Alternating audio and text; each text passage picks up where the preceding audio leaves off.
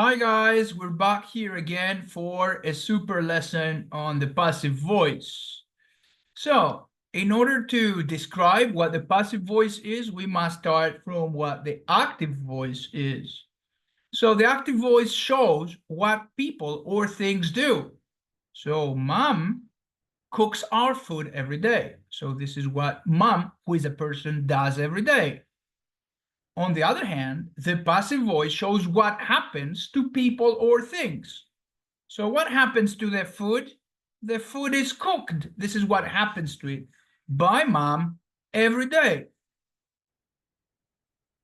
Let's see, like an X-ray, the form of a passive sentence. It's a sentence, so we need a subject. But we also need a verb. Here is the passive verb, guys. And this is where the tricky part starts, because every passive verb, every time, must have two pieces. The first piece is the verb to be. There must always be there a form of the verb to be. And the second piece is a past participle. We'll talk about the past participle. There is also an agent. Who did it? By whom? By mom, by dad, by the postman, by whom? The agent is necessary to be stated or written only when it's not clear. If it's clear who did it, it's not necessary to write it. So a subject, the passive verb that is comprised of the verb to be and a past participle, and possibly the agent. Here it is again, the subject, the passive verb, and the agent. So the subject, our food, the verb to be, is the past participle, cooked by whom? By mom. I think that in this case, it's useful to state the agent because lots of people can cook the food. In this case, it's mom. Now, let's see here how we change an active sentence into a passive. To do that, we must analyze the parts of the active sentence. So here's the active sentence, because we see what mom does. Mom cooks our food. The verb is cooks. Who cooks? Mom cooks, subject. What does she cook? Our food, object. So look now how the subject, the verb, and the object have moved to transform the active sentence into passive. So the active object became passive subject.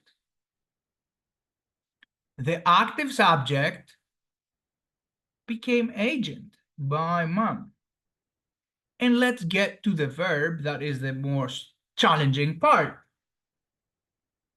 The verb is in present simple. So remember, I must adapt the verb to be. Because the active verb is present simple, I must write the present form of the verb to be. Is or are is here because the food is singular. And also, second thing, I change the active verb. I give it the form of the past participle. So is, because it's present simple according to the active verb, and cooked because it's the past participle of cook. So the object becomes subject, the subject becomes agent, and out of the verb, I take the tense for the verb to be and the past participle. And here are the steps for once more. The active object becomes passive subject. The active subject becomes agent by mom, in this case. The active verb that was cooks becomes past participle, so cooked, and the verb to be is adapted to the tense of the active verb. The tense here, cooks, was present simple, so the present form of the verb to be is.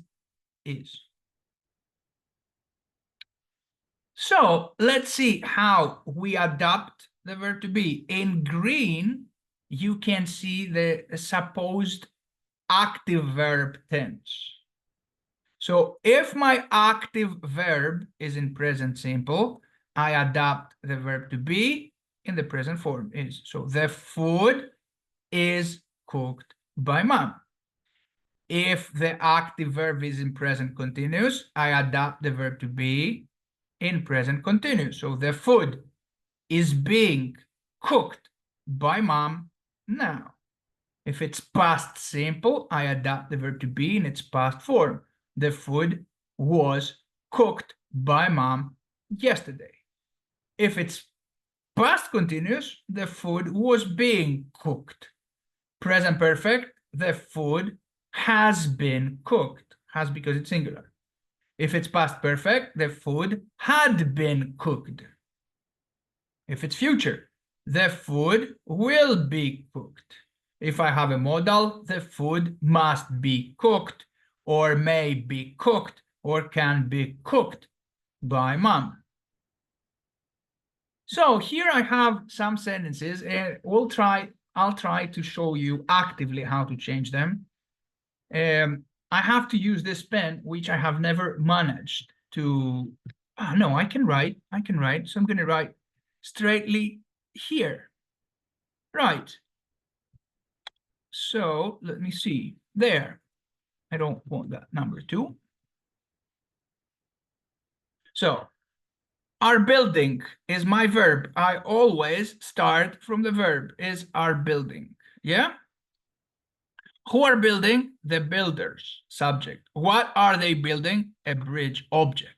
So a bridge that is the object must become a subject. So a bridge. The builders, that is the subject, becomes agent. Yeah? By the builders. And here in the middle, now I have to fix the verb. My verb is present continuous. You can see it. So I must adapt the verb to be in a form, a present continuous form. So a bridge is being. And what else? What other piece of information will I get from the active verb? The past participle. Build, built, built with T. So a bridge is being built by the builders. Second example, here. The verb is stole. You can see it here. Who stole?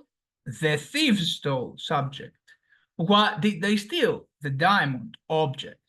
So the object, the diamond, will become passive subject. The thieves, that is the subject, will become agent.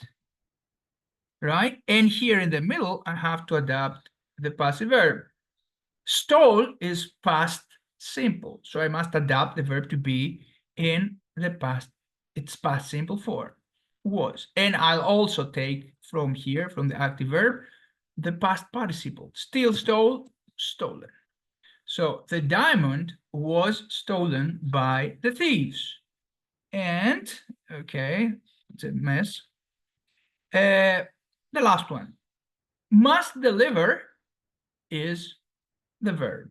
It's a verb, it's a modal verb, right? Who must deliver? The postman, that's the subject. What? The letter, that's the object. So the active object becomes passive subject. Do you remember? The subject, the active subject, that is the postman, becomes agent. And here now, I must adapt the passive verb, verb to be, past participle. Here I have a modal verb, so I must adapt the verb to be on the modal. So must be. And the past participle of deliver, that is delivered. The letter must be delivered by the postman. So I had a problem with the examples and how to show you. It's a small mess, but I guess you got it. So that's all for now, guys. I hope the video helped you or will help you, and see you soon.